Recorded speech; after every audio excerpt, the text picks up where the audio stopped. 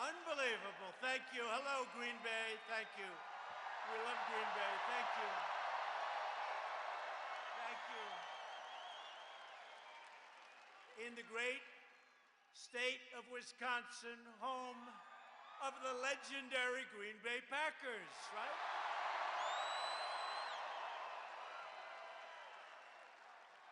And there's no place I'd rather be than right here in America's heartland, right?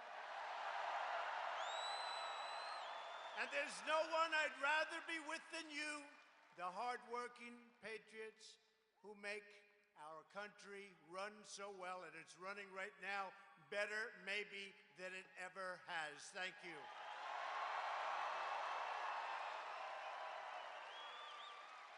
The strength of our nation is found in the heart of our people. So true. Tonight, America's heart is with the victims of the horrific synagogue shooting in Poway, California, just happened. Our entire nation mourns the loss of life, prays for the wounded, and stands in solidarity with the Jewish community.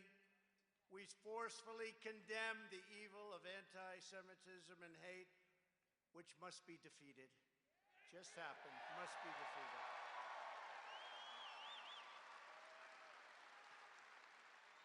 And we are grateful to the law enforcement personnel for their courageous response, incredible response today by law enforcement. And I especially want to recognize a certain off-duty Border Patrol agent who bravely returned fire and helped disrupt the attack and saved so many lives. Border Patrol.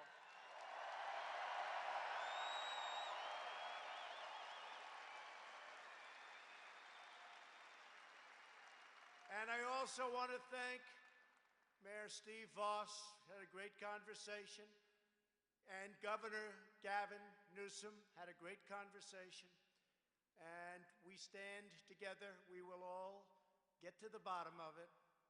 We're going to get to the bottom of a lot of things happening in our country.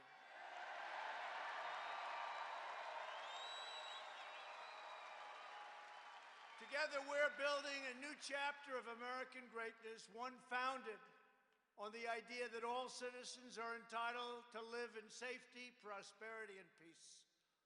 This is an exciting time for our great country. This is an exciting time for America.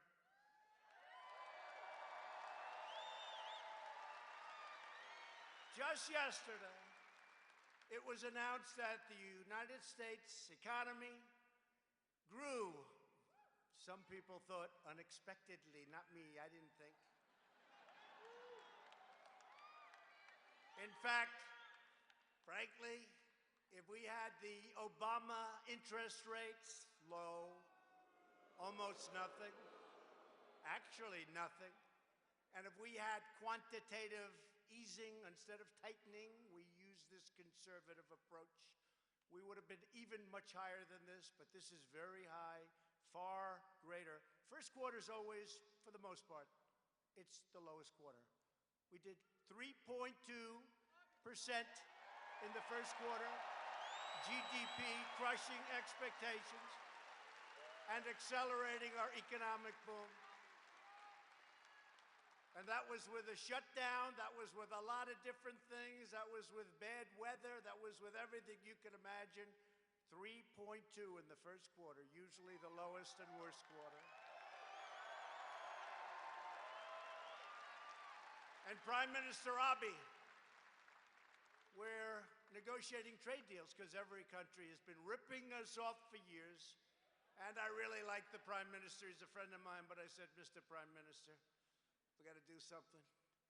For so many decades, we've been losing tens of billions of dollars to China and Japan and India and name any country, and we lost.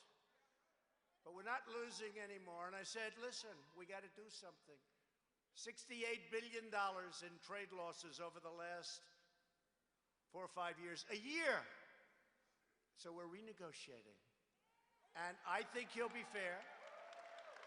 I think he'll be fair.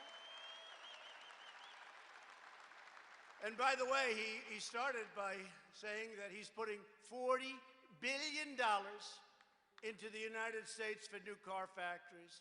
Toyota's coming in with $14 billion. Many, many companies are coming in. And they're coming in, frankly, to Michigan. They're coming back. They want to be back to Ohio, to Pennsylvania,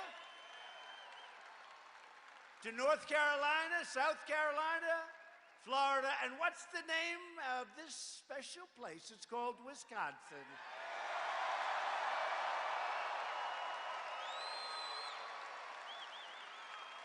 So they'll be investing very shortly, and it started already, $40 billion, with a B, $40 billion, and it'll be a lot more than that. The poverty rate for Wisconsin families has reached the lowest rate in 22 years.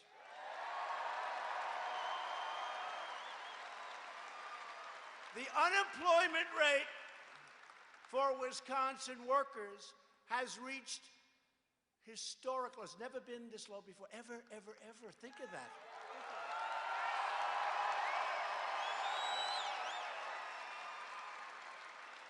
Never been historic low. And we're now the #1 economy anywhere in the world, and it's not even close.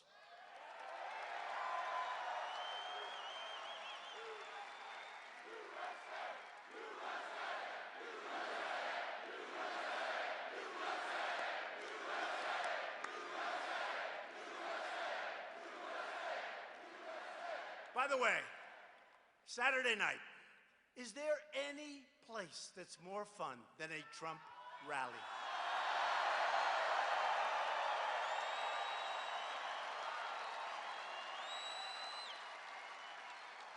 Can you imagine Sleepy Joe, Crazy Bernie? You look at the candidates, right? I think Pocahontas, she's finished, she's out. She's gone. No, when it was found that I had more Indian blood in me than she did, and then it was determined that I had none, but I still had more. That was the end of her 32-year scam on colleges. But can you imagine any of these people up here doing what I'm doing? There'd be 200 people show up if they were president. If they weren't president, nobody would show up. Is that right? And I have to say, I was saying on the way over, they were telling me about bad weather, by the way. We may have to cancel tonight. I said, are you crazy? No, can you imagine? I learned this morning, they thought you were going to have a big snowstorm. Right? A big, big snowstorm. The people that get it wrong the most are the weather forecasters and the political analysts. Right? Right?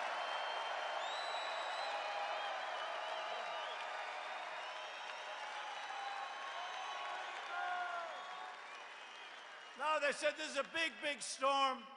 It's going to be hitting Green Bay. We may have to cancel. I said, like hell, we're going to cancel. People are standing out.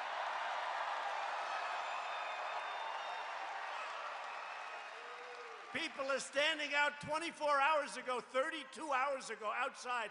Who stood out there for 24 hours? Thank you. We love you. Thank you. Thank you. And you know what? And you're rewarded with the best seats in the house, right? That's the way it's supposed to be, right? America's future has never been brighter. Yet, the Democrats, those very friendly people in Washington, have never been angrier than they are today. You see, somebody else with a very low level of energy was supposed to be standing here instead of me. they wouldn't be in this room.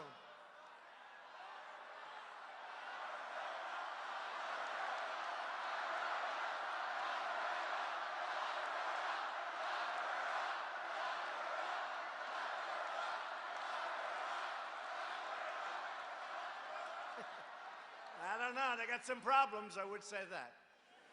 But, you know, if you look 2 weeks out, in 2016, I was going to rallies. We were doing 5 and 6, like this. And there were thousands of people outside, just like there are right now. We had 69,000 people sign up to come in. What does this place hold, like 10 or 12 or whatever? Whatever it holds, we set the record. I just was told by the owners, where's the owner here? Nice guy. I don't know what the hell it holds, but we just set the record.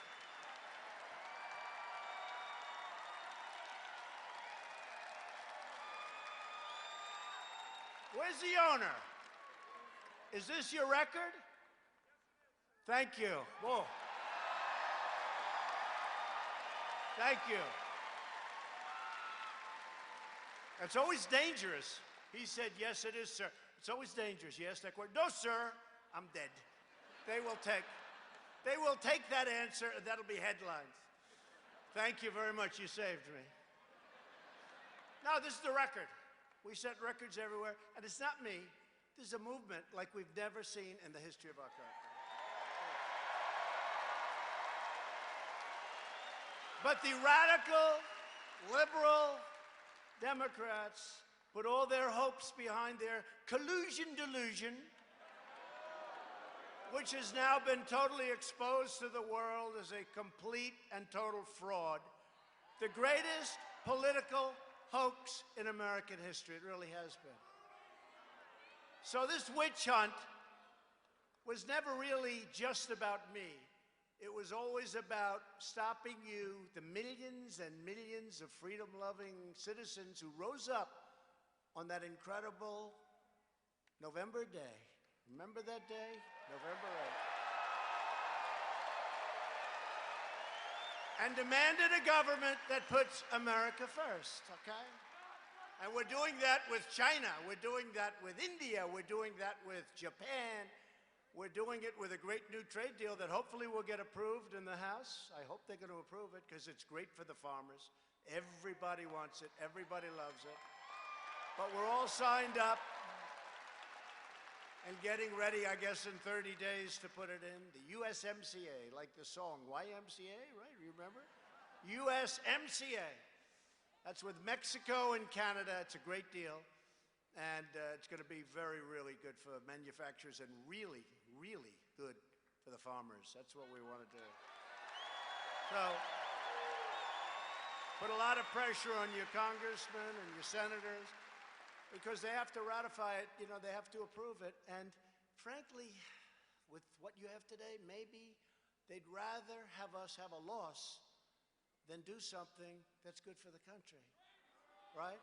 Because NAFTA is one of the worst trade deals ever signed in the history of our country. You look at around Wisconsin, but you still see the scars. Empty buildings. You go up to New England, you go to Ohio, you go to different places, NAFTA was a disaster. And what we had, the one thing I wanted more than anything else, I want to make it almost impossible for a company to leave Wisconsin and leave other states and go to Mexico and go to other places, but go to Mexico, fire its workers, open a new plant in Mexico, hire other workers, and sell the equipment into the United States. I don't want that.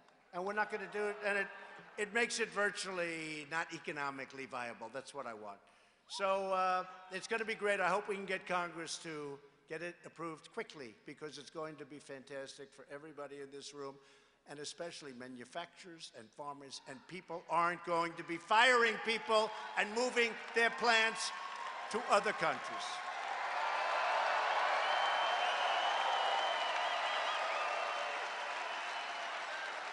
Remember that spell we were going through before I was a politician, remember? Can you believe I'm a politician? I can't even believe. Politician. But remember that spell where everybody was just leaving the country and going into Mexico, Canada, Mexico, Canada. And Canada has been taking big advantage of your agricultural products. You know that. You know, Canada, we love the song, Oh Canada. Let's sing Oh Canada, right? We love the song. But I came up here a year ago, and I was with farmers, and they were selling specialty milk. Now, you're getting killed for years. 297% tariff. That means you can't sell it. That's essentially putting up a barrier. So all of those things are taken care of in this New Deal. And you're going to be opened up, and they don't love it. But it's going to be good for everybody. It's going to be good for everybody. And if they didn't approve, I would have just put tariffs on the cars. I would have done that. I didn't want to do that. I didn't want to do that. But I said, if that's not going to happen, we're putting tariffs on the cars, and frankly, we'll make more money. But the farmers wouldn't be helped so much, but you'll watch the company grow and prosper as you starve. That's no good, right? So we like it. And it's good, actually. It's good for Canada. It's good for Mexico. It's good for us. We got to get Congress to approve it. So put a lot of pressure on these geniuses we have over here.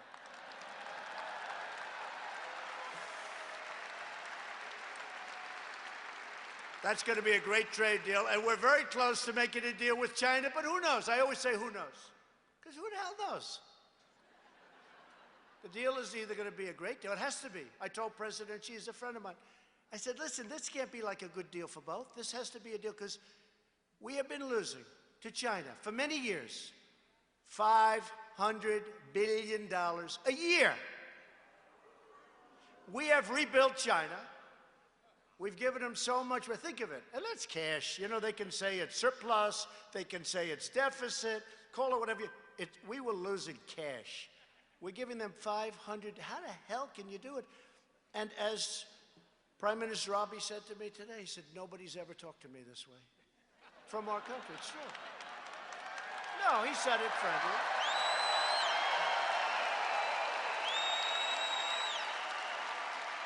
No, he said it friendly. He said it friendly. He's a friend of mine. But he said nobody from this country, no president has ever said this. You know, nobody ever even talked about it. We lose $75 billion a year. Japan, as an example, sells us their cars. The cars come in. No tax. They don't take our cars. Other than that, it's a very fair deal. Okay? So the cars come in. Essentially, it's 2.5%, but essentially it's no tax. Our agriculture, they don't want it. We want to sell the agriculture. So they sell cars. We sell practically nothing. That's how we have these massive imbalances with so many countries. Now, China's the big one. Because with China, it's at least $375 billion a year deficit. Think of it. 300. Who the hell wants, who made these deals? It's true. It's true. Honestly, in all fairness to Obama, this was him, but this was before Obama, a long time before Obama.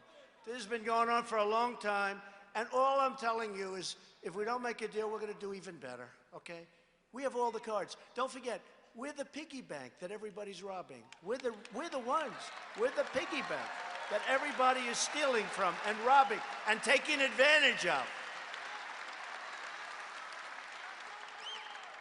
But no matter how hard they try to stop us, they can't, because our love for America will always be stronger than a corrupt thirst for power.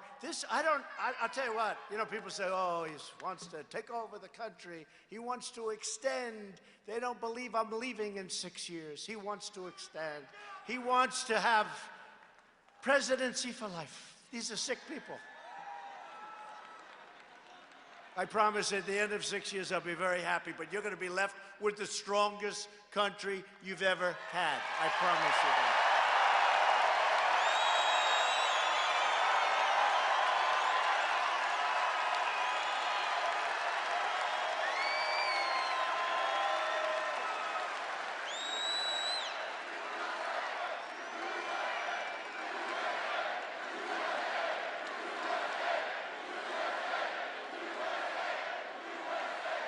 Thank you. You're right, USA. We love USA, and that's right. And that's what this fight is all about. We're taking on the failed political establishment and restoring government of, by, and for the people. It's the people. You're the people. You won the election.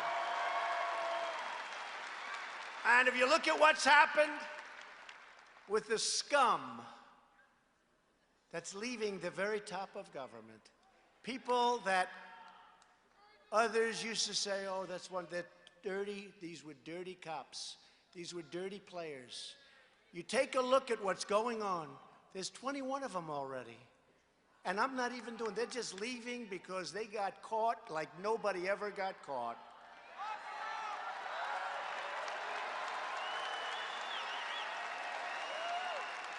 And in the truest sense of the word, what we are doing now is draining the swamp. That's true.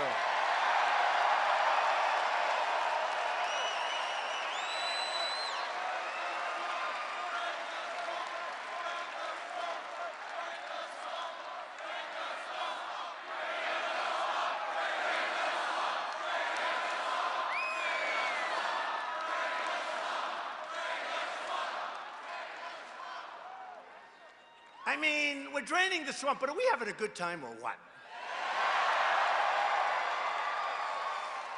And look at all those beautiful red hats, and some white ones. Some white ones. Look at that. That's a lot of red hats, but you do have the white ones too, right? And you have the black ones, too. You have a lot of them. You have a lot of different hats. But let me just tell you, so we have to make a decision. Do you want to make it tonight? So we're doing great. The country's doing great. We're rebuilding our military. We're doing so many things.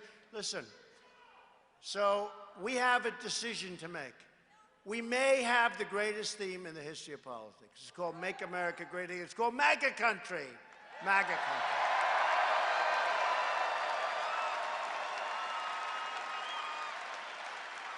It's called MAGA country. You know, I didn't hear that term until that third-rate actor in Chicago went out and he said, I was beaten up by MAGA country. Can you believe it? Now, that's a hate crime, right? He said he was beaten up by MAGA country. Turned out to be a total lie. But think of it.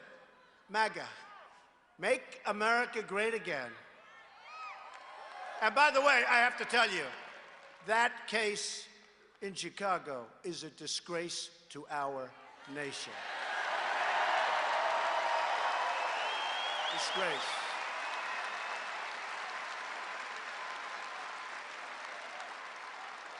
So we have a decision to make. Now, if this weren't the greatest thing, I really believe, and it's been said, but Make America Great Again. Ronald Reagan used seldom, let's make America great. Close, but not the same. Let's. Apostrophe, yes, you don't want the apostrophe. It's too complicated. Doesn't work. But Ronald Reagan was good. He said, let's make, but he didn't use it. He used it a little bit. We seriously used it, right? MAGA. And MAGA we got for free, because my whole deal was Make America Great Again. All of a sudden, people start going, hashtag MAGA. But we have a choice to make and a decision to make. So, very shortly, we're going to say, you see what we did with our vets? We have choice. We're going to go over it. We have accountability where you can fire. We have a lot of things. Okay, we've done so much. Our military is going to be very soon in great shape. We took 100% of the caliphate in Syria. Everyone said, oh, you're never going to be. And by the way, and when some whack job that picks up something over the internet goes out and blows up a store and people get killed, I understand that happens. I understand, because these people are sick. They're demented. But we nevertheless, in terms of a war, we took 100%. But you're going to have these cells, and they're going to do damage, and it's a shame, and we've got to stop them. We've done a great job, but we got to be careful. We got to be careful. These are sick, horrible human beings, if you even call them human beings. So we got to be careful. And you know what? When you see, and I say this because we have a massive television audience, do you ever see so many cameras? If somebody else were here, you'd have about, like, none. This is like the Academy Awards used to be before they started hitting us and their ratings started falling like a rock.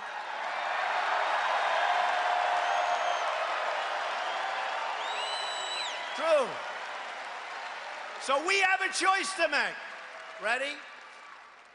So make America great again. The problem is we've made America great very soon. We're going to have a couple of things to do. We should have had health care, but one man decided to vote against us at the last moment. Even though he campaigned for 8 years, repealed and replaced, but that's okay. That's okay, because we're coming up. If we win, we're coming up with a great package of health care. We're going to be the party of health care. We're coming up with a great package after the election. We got to take back the House. We got to win the Senate. We got to win the presidency. We're going to have great. But we got rid of the individual mandate. That's a big thing. That was the worst part of it. So here's what our decision is. Do we use, for the new campaign, which will be starting soon, we have the great Sarah Huckabee over here. Sarah.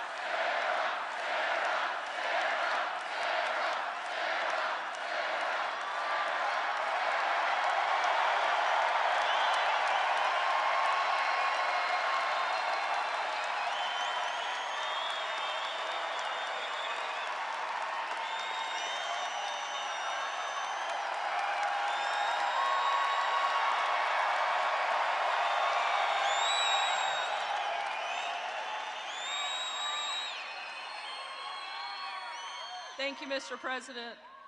Obviously, I thought it was going to be a little warmer here in Wisconsin, but it's pretty hot in this room tonight.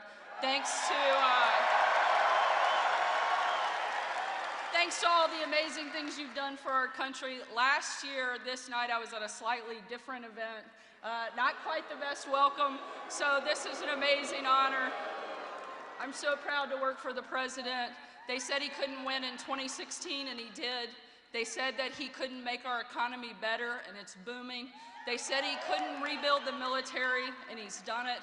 They said there was collusion, and there wasn't.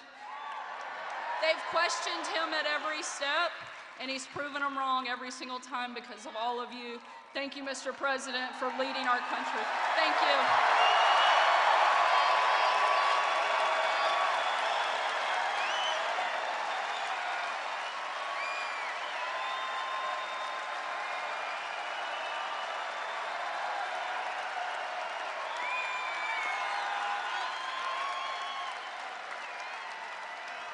Oh, she doesn't get it.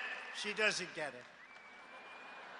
She doesn't understand me after all these years. She's becoming too popular. I'm jealous. Sarah, you're fired!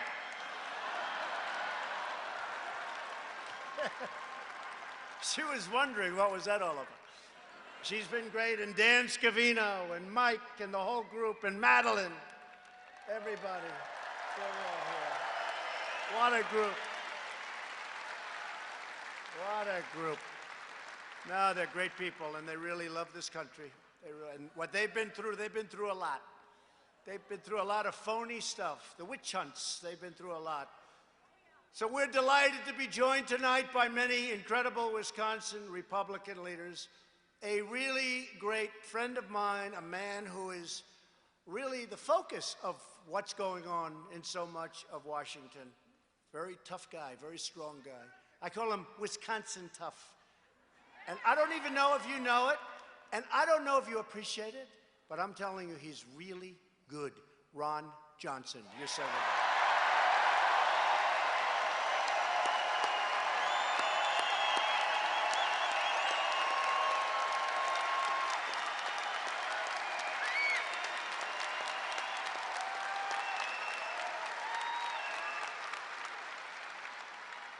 Thank you, Ron. A great job. He's doing a big job now, I can tell you that. He's working on some things that are very important. And members of Congress, Brian Stile. Brian, thank you, Brian. Thank you. Glenn Grothman.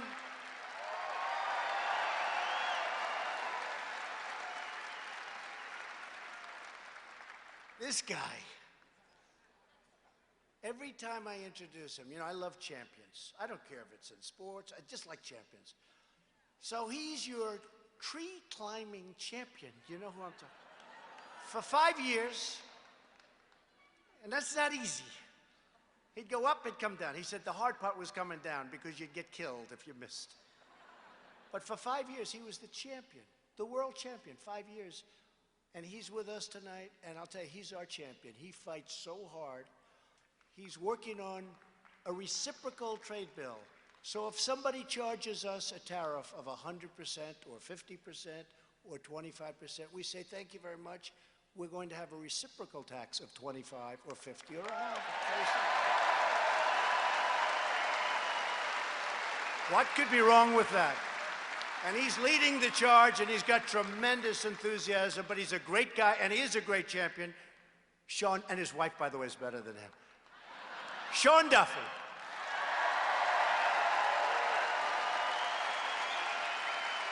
Right?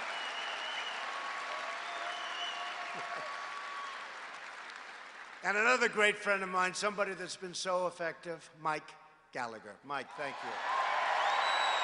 Thank you. Thanks, Mike. And thanks also to Wisconsin House Majority Leader Jim Steinecke. Jim. Thanks, Jim. Great. Oh, Wisconsin. Senate President Roger Roth, Senate Majority Leader Scott Fitzgerald. Thank you.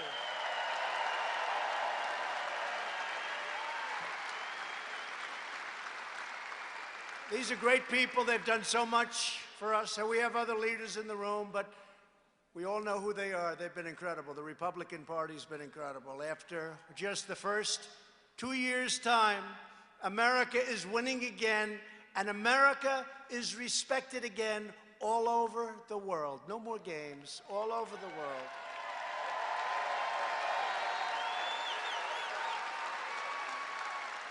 Since the election, we've created more than 6 million new jobs. Nobody would have believed that. If I said this when I came here often, I came here often.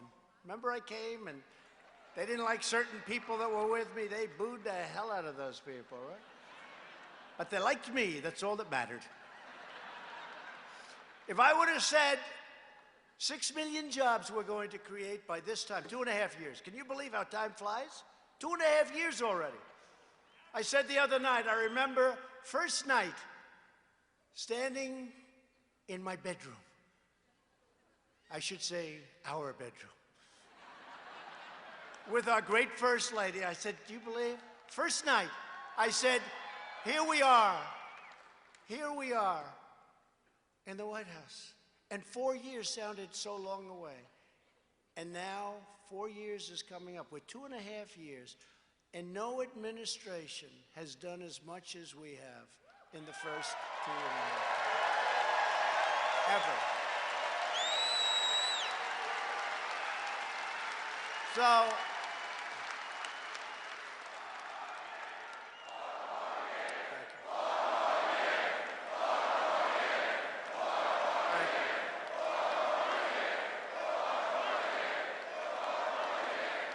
thank you. And by the way, yesterday was our First Lady's birthday. And people love her. We're about the same age, very close. But if I would have said that we would be, in 2.5 years, creating 6 million jobs, people would have laughed. 600,000 manufacturing jobs. Remember, President Obama said manufacturing jobs are gone. You need a wand, a magic wand. We found the magic wand because they're coming and they're coming fast. And those are great jobs. In the state of Wisconsin alone, we have created 23,000 brand new manufacturing and construction jobs, a record. And after years and years of declining wages, wages are rising for the first time in 21 years. And you know what's nice? Because I have a couple of friends here, they're pretty wealthy people, very successful people. And you know what? The hell with them. I don't care. I care about everybody. You know what I love? You know what I love? I love the fact that wages are rising fastest for the lowest income Americans, percentage-wise. I love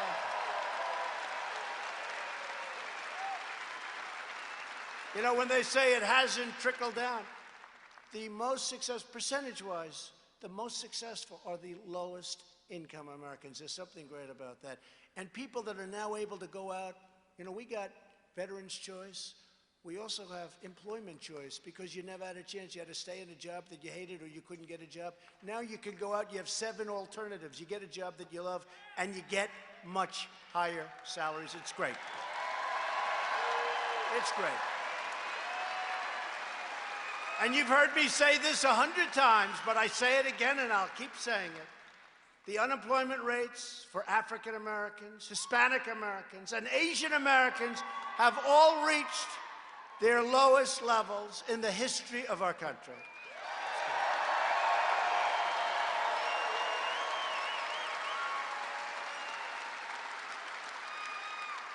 And remember this, if I make any misstatement, if I'm off by just a little tiny bit, those people back there will be headlines.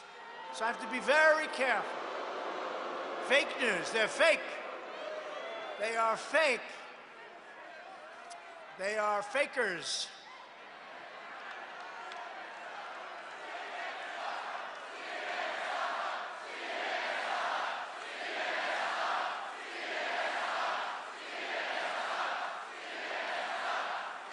Oh, they people.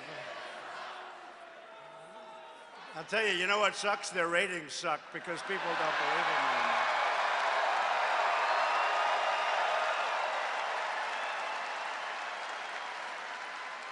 We have cut 30,000 pages of job-killing regulations from the Federal Register. That's an all-time record. It's never happened before. Right? One. We passed the largest package of tax cuts and reforms in our nation's history.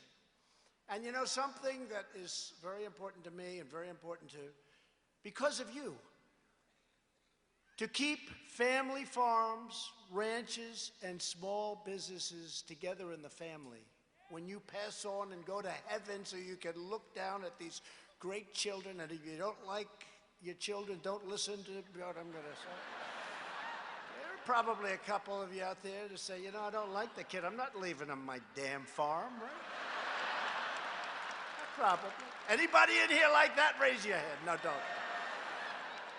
But on the assumption that you love your kids and you love your family and you want to leave the farm, you remember what used to happen.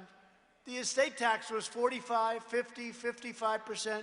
They had to go out and borrow money. And then sometimes the land is worth more than the income and they couldn't do it. And the banks end up and the banks fight them. And that's not what they do for a living, the kids. And they lose the farm, they lose the ranch, they lose the small business, right? Well, we have eliminated the unfair estate tax or death tax on all of those things. Zero.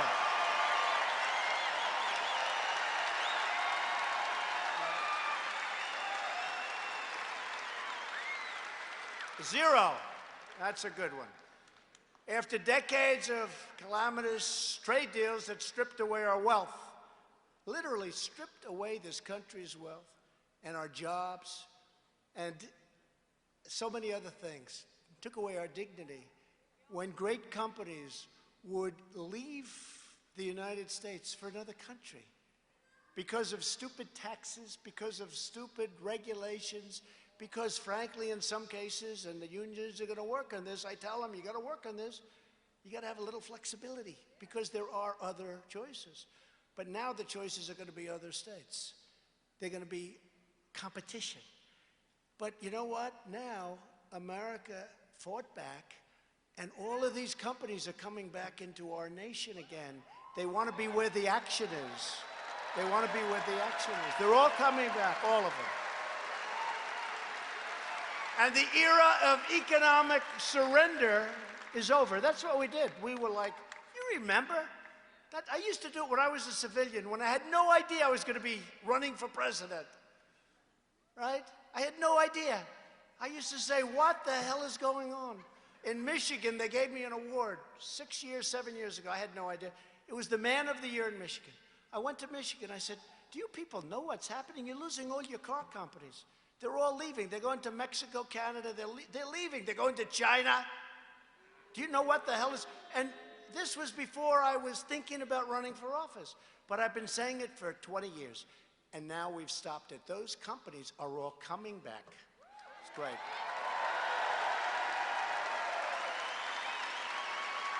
When the Wisconsin timber industry was threatened, my administration took immediate action.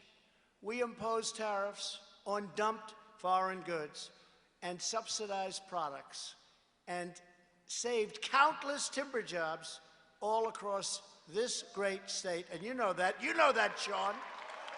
Big difference, right? They were losing, you were losing a lot of jobs.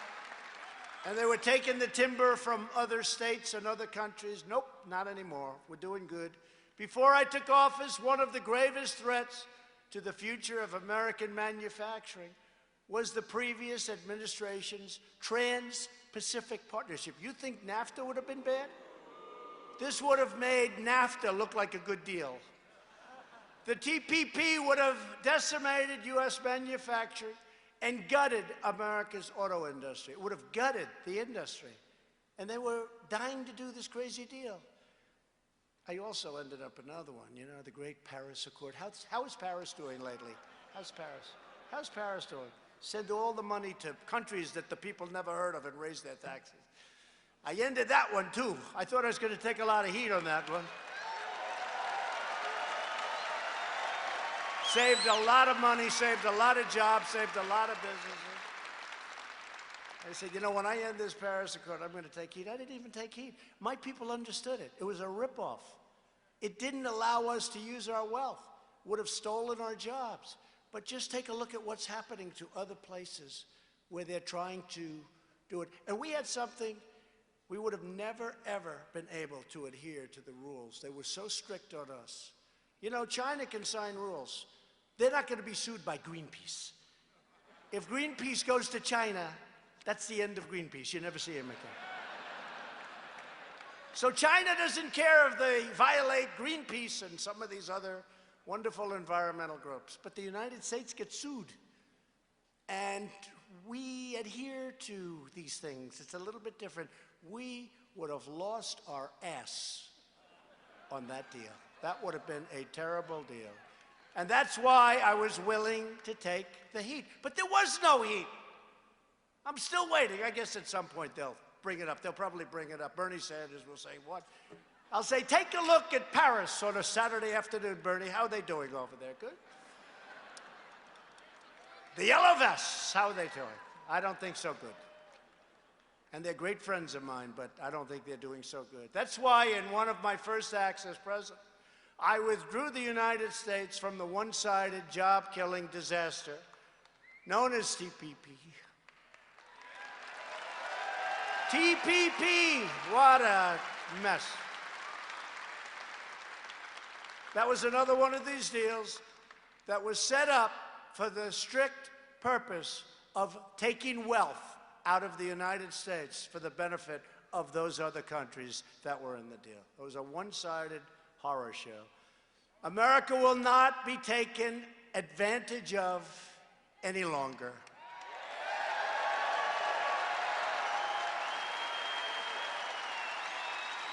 For years, we gave foreign nations free and unfettered access to our economy. while they constructed massive barriers to American exports. We give them, you come in, take us, Joe, it's wonderful. We want to go there. No, we don't do that. We don't accept your product. Oh, that's wonderful. As one example, we charge other countries 0 tariffs on foreign paper products. But when Wisconsin paper companies exported abroad, they sent their product abroad. China charged us big tariffs. India charged us big tariffs. Vietnam charged us massive tariffs. Unfair. Reciprocal Trade Act, Sean. Reciprocal Trade Act.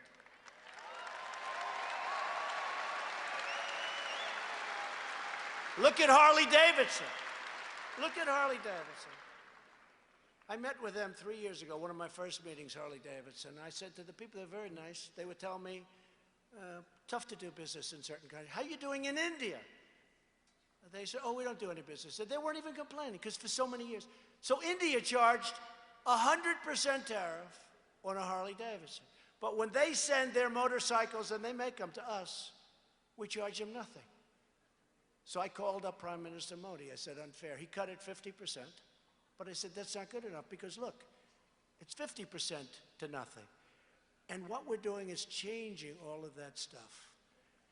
Changing all of that stuff.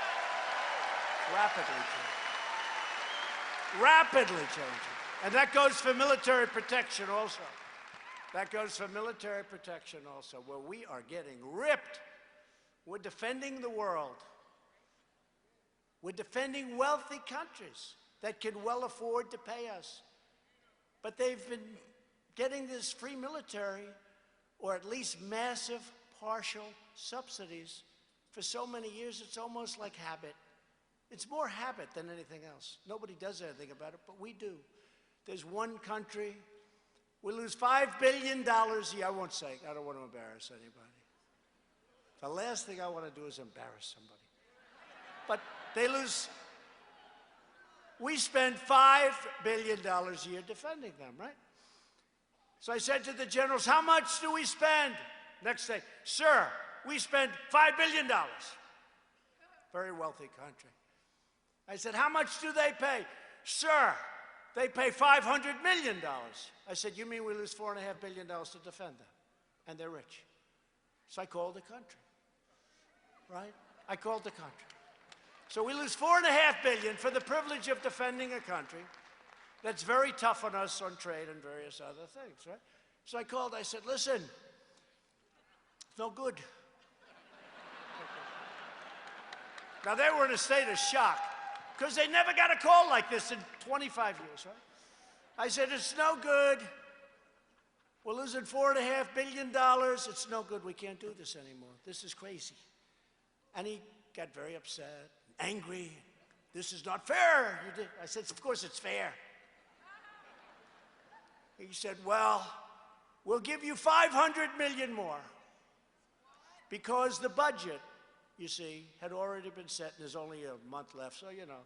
I said, you know what? I want more. We argued. So they paid us more than $500 million for one phone call. It took me one call. Now, I'm not bragging. I hate the deal. No, one phone call. Ron knows. One call. It's the first call they've had in 35 years. I don't think they ever had a call. One-sided, horrible deal. So I said, it's okay. You know, I understand your budgets. You know, you go through a budget. But next year, which now turns out to be in about 2 weeks, I said, we're going to call you for much more. You got to pay. You got to pay. Not fair. We're defending you, and you're rich. You know, we can defend people. They're not rich, and they're being horribly treated, and human rights, and all this. And that's different. These are rich countries. But think of it. One phone call, we pick up $500 million. That's not terrible. But now we're going to pick up a lot more. And we have that with many countries. Look, Saudi Arabia, very rich country. We defend them. We subsidize Saudi Arabia. They have nothing but cash, right? We subsidize. And they buy a lot from us. $450 billion they bought. You know, you had people wanting to cut off Saudi Arabia. They bought $450 billion I don't want to lose them. But the military, we subsidize. Saudi Arabia. I called the king. I like the king. I said, King, we're losing our ass defending you, King, and you have a lot of money. Yeah.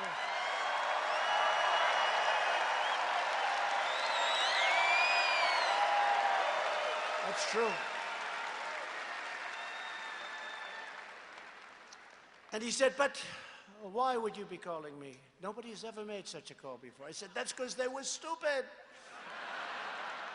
So we're working a deal with Saudi Arabia. So many things. So many things. I'll tell you what, honestly, it's easier than collecting $113.57 from a tenant in a bad location in New York City. And it's safer, too, believe it or not. It's easier. It's true. It's easier. Okay, enough of that. But it's true. So we're getting ripped off on trade. We're getting ripped off on military. NATO, I'm all for NATO, but you know, we're paying for almost 100% of defending Europe. And they're killing us on trade. The European Union, the EU, is killing us. We lost $181 billion, and we're defending them for peanuts. Does this make sense to you, what I'm saying? And in the meantime, your taxes go up, although they actually, because of me, have gone down, so I guess. The International Trade Commission recently announced that under the USMCA, American dairy exports to Canada are expected to surge by more than 50%, okay? We got to get the deal done. Ron, you got to get that deal done. You'll get it done. Got to get it done. In my first 100 days in office, I traveled to this very state to sign an executive order declaring that we will live by two simple rules: buy American and hire American, right here in Wisconsin.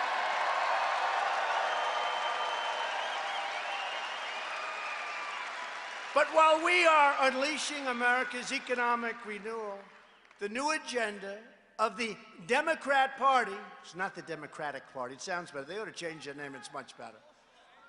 But why should I make their name sound good, right? The Democrat Party, radical left, they should change that too. Call it officially the Radical Left Democrat Party. Would drive our nation into economic and financial ruin very quickly. And they will take your guns away too, by the way. Nothing is more dangerous than the Democrats' crazy immigration agenda. We want it solved. We're building the wall, by the way. We're going to have over 400 miles of wall built by the end of next year.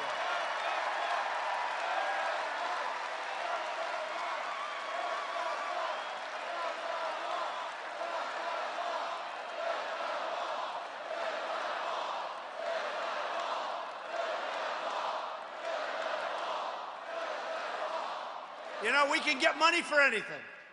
They were willing to give me money for every single thing, more money than I wanted. I said, I don't need that much money. Give me money for the wall. We're not giving you anything for the wall. You know why? Because politically they don't like it. So I went out and did it a different way. And we have the money for the wall, and we're building the wall.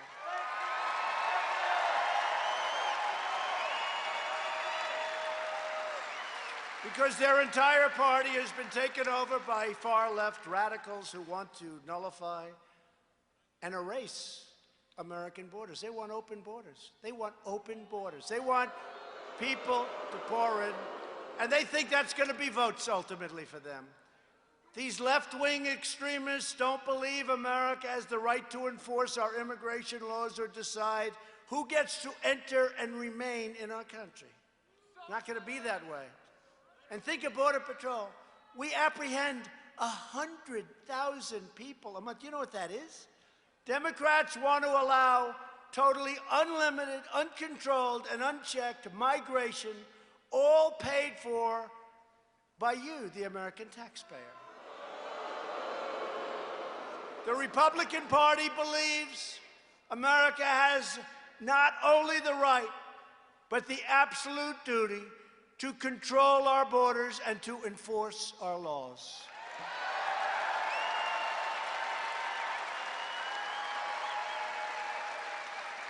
And we believe the immigration system must put the needs of American workers and families first. And people can come into our country. We need people to come in. We have so many companies coming. They need workers, but they have to come in legally, and they have to come in through merit.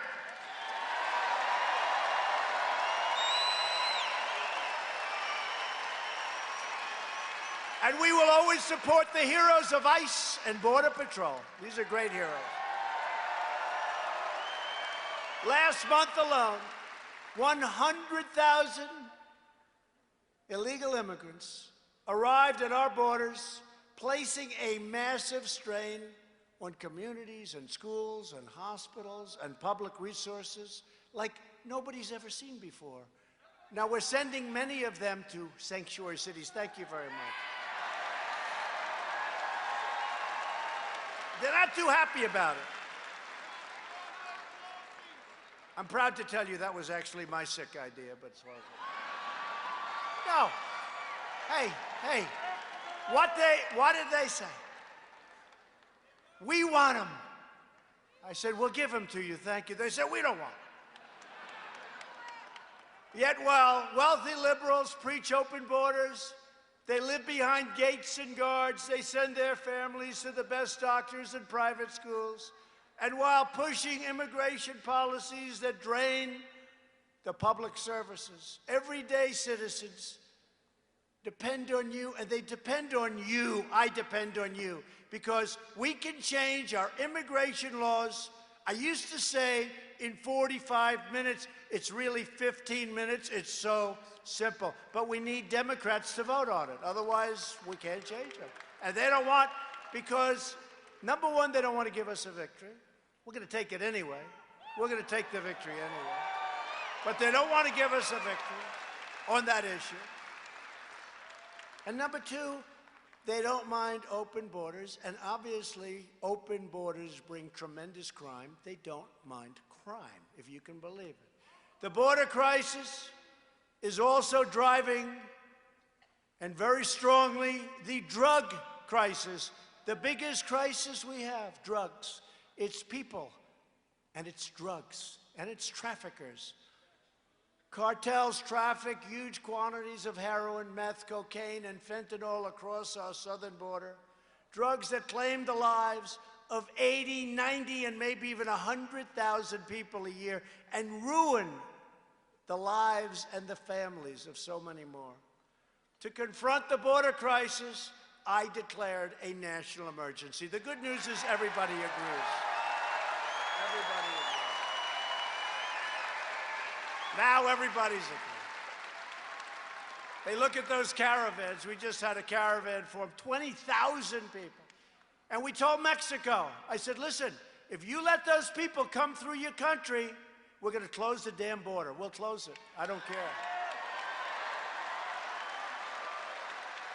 They got to bring them back.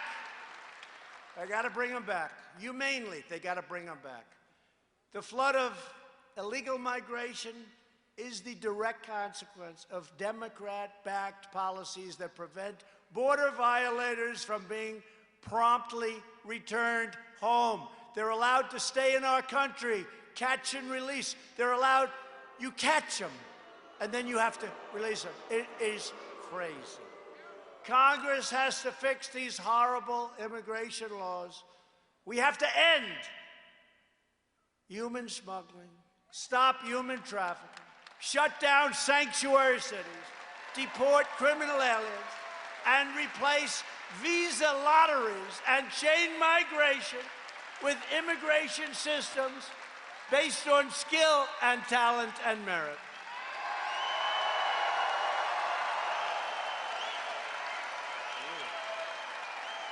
Ron Johnson's going to do it. Ron, congratulations. Stand up, Ron. Will you get that done for me, please? No, get it done for Wisconsin, okay? He'll do it. He'll do it. On issue after issue, the Democrat Party has never been further outside the American mainstream. I mean, it's crazy what's going on with them. Oh, do I look forward to running against them. They are pushing a $100 trillion government takeover of the U.S. economy known as the Green New Deal.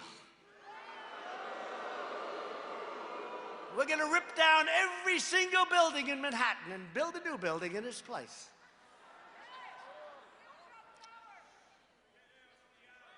They've introduced a total federal takeover of U.S. health care that would abolish the private health insurance of 180 million Americans. Many of you are in this room right now.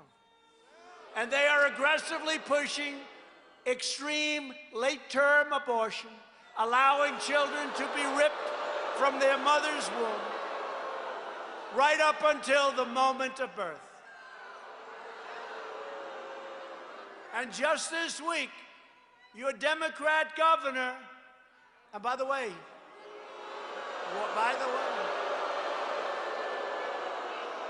we have Scott Walker is here.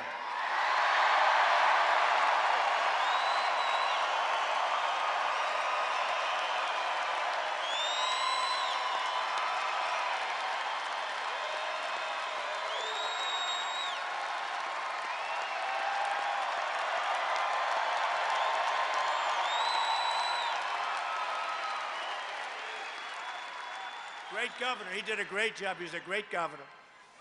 Got a big future. But your Democrat governor here in Wisconsin shockingly stated that he will veto legislation that protects Wisconsin babies born alive. Born alive. The baby is born. The mother meets with the doctor. They take care of the baby. They wrap the baby beautifully. And then the doctor and the mother determine whether or not they will execute the baby. I don't think so. Incredible. No, it's incredible. Until this crazy man in Virginia said it, nobody even thought of that, right? Did anyone even think of that? You hear late term, but this is where the baby is actually born. It came out, it's there, it's wrapped, and that's it. Who believes it? So to protect innocent life, I called on Congress to immediately pass legislation prohibiting the extreme late-term abortion of babies.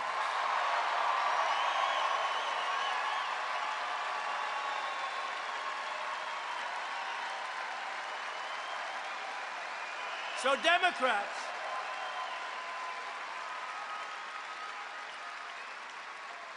are now the party of high taxes, high crime, open borders, late-term abortion, hoaxes, and delusions. The Republican Party is the party for all Americans. That's what it is. It really is. And common sense. We're the party of common sense. We're the party of the American worker, the American family, the American dream. We're the party of the Second Amendment and its protection.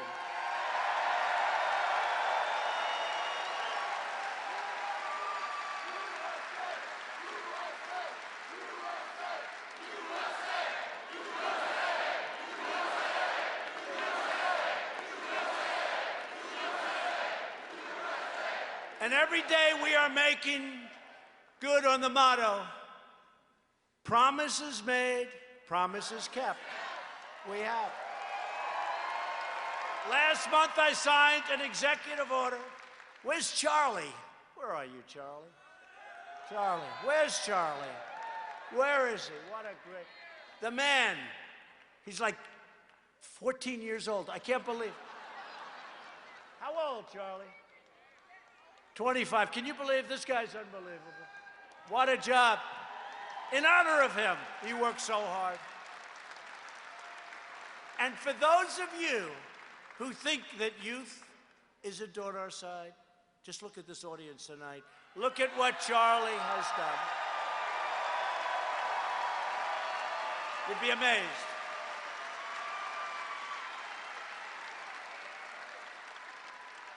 I was watching the other night the NFL draft. Can you believe it? And it was a second draft choice. And he gets out, Bosa. And he gets out he's going to be a great player from Ohio State. And he's a MAGA fan. He loves Trump. He loves MAGA. You got a lot of young people out there. You want to know the truth? I actually think we have more than they do. Who knows? But I think we have more than they do. And he's going to have a great career. Last month, I signed an executive order to defend free speech on college campuses.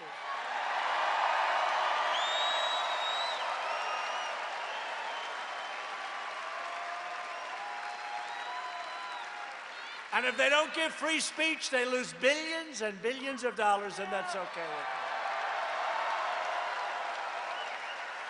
And we've launched a historic initiative to reduce the price of prescription drugs. So important. Last year, prescription drug prices went down for the first time in 51 years, okay? Going up, up, up. And it's going to go down a lot more. Got it down.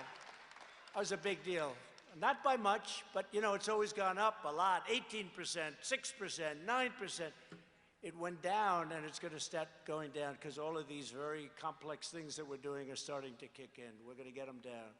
And maybe on that one, we're going to work with the Democrats, to be honest, because they want to get it down, too.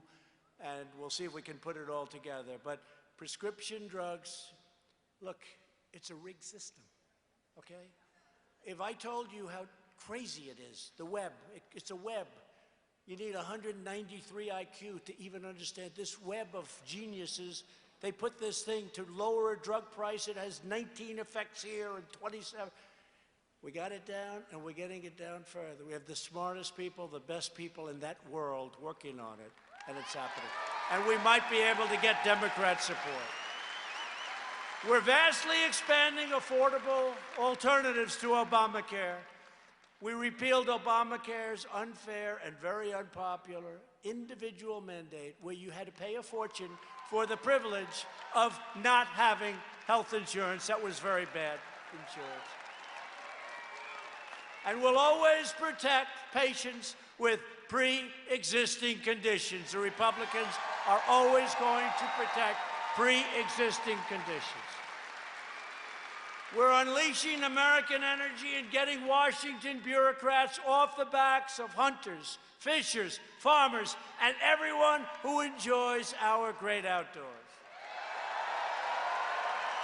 And we've committed to providing, I think you'll like this, and Ron and those great congressmen that you have in this room are working hard on it.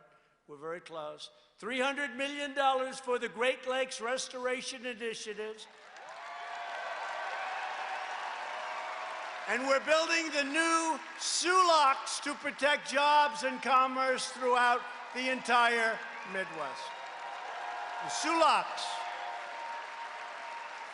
And I'm pleased to report that earlier this month, Interlake Steamship Company announced plans to build the first Great Lakes freighter in 35 years just north of here in Sturgeon Bay. How did you know? 35 years. And that just means more jobs, more jobs, more jobs. To keep America safe, we are rebuilding America's mighty might. We are rebuilding our military like never before in the history of our country.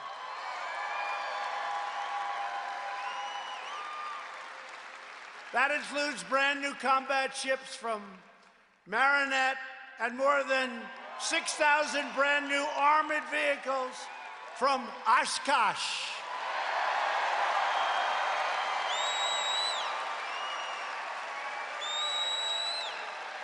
And we're boldly defending American interests. Just yesterday, I announced that my administration is unsigning the UN Arms Trade Treaty. We're unsigning it. We're pulling it back out of the United Nations. We're pulling it back out of Congress. All of you Second Amendment people, you know what it is. You'll be very happy with it. Because we will never allow foreign bureaucrats to trample on America's freedom. We're not going to allow it. That was a President Obama disaster. I also withdrew the United States from the absolutely horrible, one-sided Iran nuclear deal. What an impact that's had. You know, when I first became president, the first week, I met with our great military people, and we went over problems. And one of the biggest problems was Iran. They were all over. Iran was all over the place. They were over, I've never seen anything like it. 14 different conflict zones. Yemen, Syria, all over. And small battles. I said, what do you do with these people? I withdrew from that horrible deal where they paid $150 billion to Iran. They paid $1.8 billion in cash, probably for hostage. By the way, I got 22 hostages out.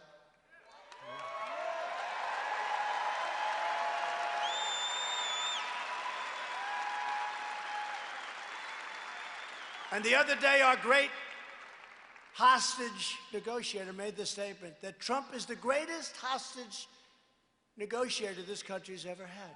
So, you know what? So I put it out. I put it out. Why not? You know, a lot of times, if you're not going to brag about it, nobody else is. You might as well do it. True. So, our ambassador made the statement. And the press picked it up, and they were going after me. It's not true. It's not true. And then he called them, and he said, no, it is true. And instead of saying it's true, they stopped talking about it. Fake news. I recognized Israel's capital and opened the American embassy in Jerusalem.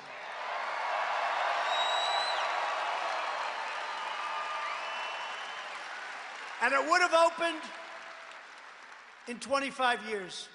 But I said to our great ambassador, David Friedman, one of the most successful lawyers in New York, he became ambassador to Israel. I said, David, they want to spend $1.1 billion. We can do it cheaper. They want to buy this piece of land in Jerusalem, top dollar. I said, David, what can we do? And he called me back. He said, sir, we have a piece of land that's much better. And on that piece of land, we have an old building. And we're not using the building very much. And we can renovate the building for $400,000. And we'll have a beautiful embassy in a better location. And we can have it done. And sir, we can have it done in 4 months instead of 25 years. So here's your alternative. A building in a great location in 4 months for $400,000. Or a building that will probably never get built, but let's say 20 years, for $1.1 billion today, meaning $3-4 billion, in a lousy location that won't be as good as what we built. And it's the first time I've ever done this. He said $400,000. I said, David, it's too cheap. We have to make it more. It's true. I said, make it $500,000. It's true. It's true.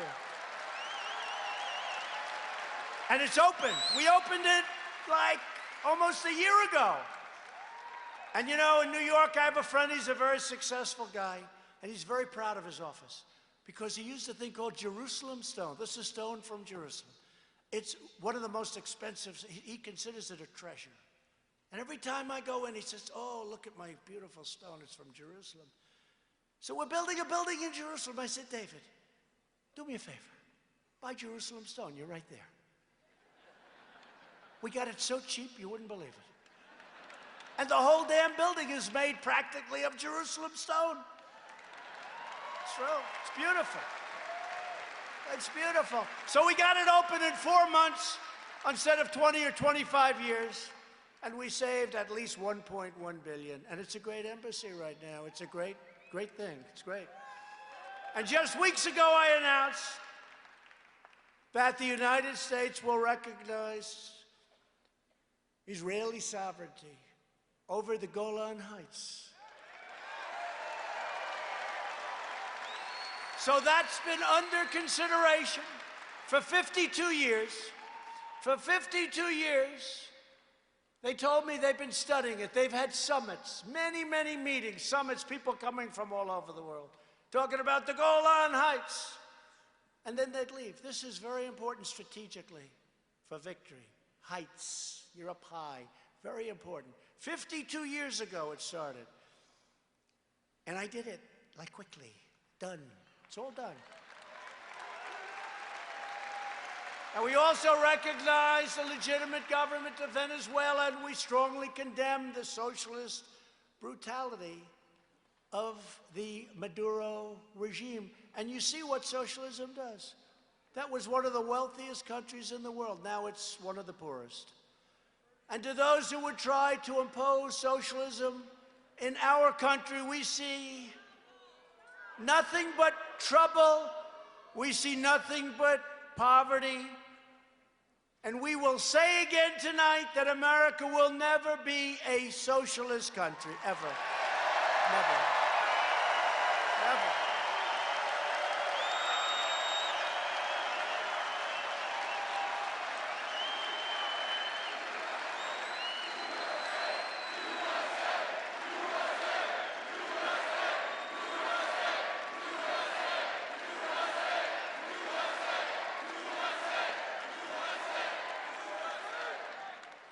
Great. Boy, this crowd has a lot of enthusiasm. A hell of a crowd. Saturday night, we're having a good time.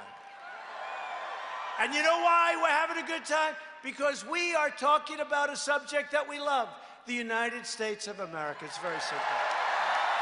Right?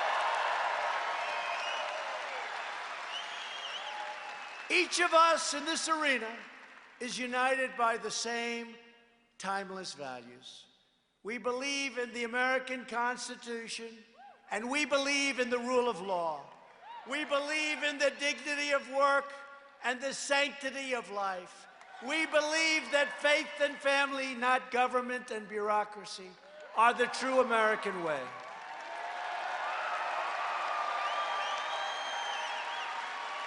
We believe in religious liberty, the right to free speech, and the right to keep and bear arms.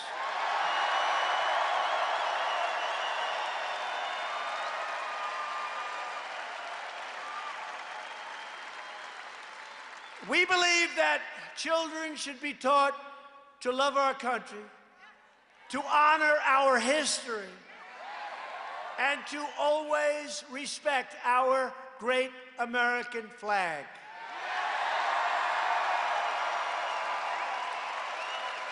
And we believe in the words of our national motto, "In God we trust."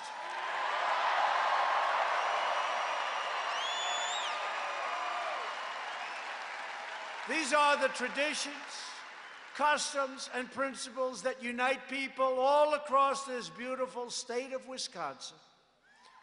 These are the values that bind us together as citizens, as patriots, and as Americans. You joined our movement, the greatest movement in the history of our country, because you rejected the failures and the betrayals of the past. You were betrayed. You were betrayed by dishonest people. You were betrayed by stupid people. You stared down a corrupt system that enriched itself at your expense. You protected your family. You defended your dignity. You recaptured your destiny. And you took back your country with that great election 2.5 years ago.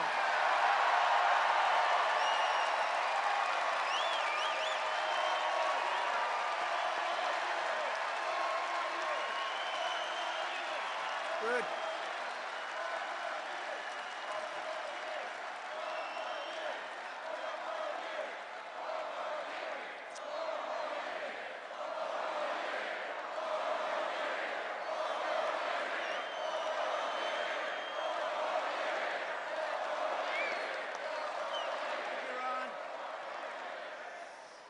You have always been loyal to this nation.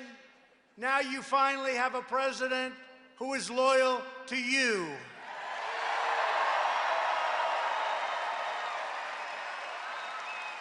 Every day between now and November 2020, we are going to keep on working, we are going to keep on fighting, and we are going to keep on winning, winning, winning. We are going to win. Remember, I used to tell you about winning. We're winning. We are respected again. And I have to say, every leader, without fail, that comes to see me in the Oval Office, they all say, congratulations, it's incredible what's happened to the United States. And I'm not just talking about economically, which is tremendous. We've created $12 trillion of value since the election, $12 trillion.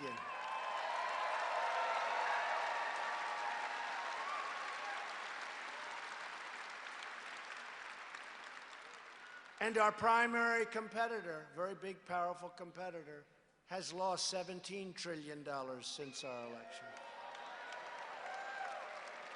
They were catching us. If somebody else were in this position, they would have caught us already. They're not catching us now. We're way out in front.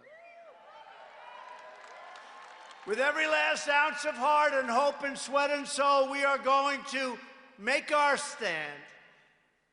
We are going to stand for liberty. We are going to stand for justice. We are going to stand for freedom.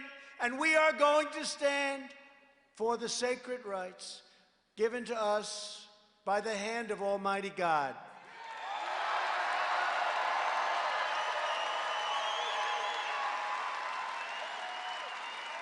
We are one united movement, one united people, and one United States of America.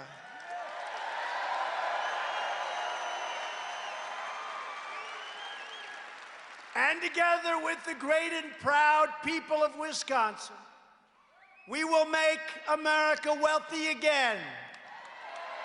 We will make America strong again. We will make America safe again. And we will make America great again. Thank you, Wisconsin. Thank you.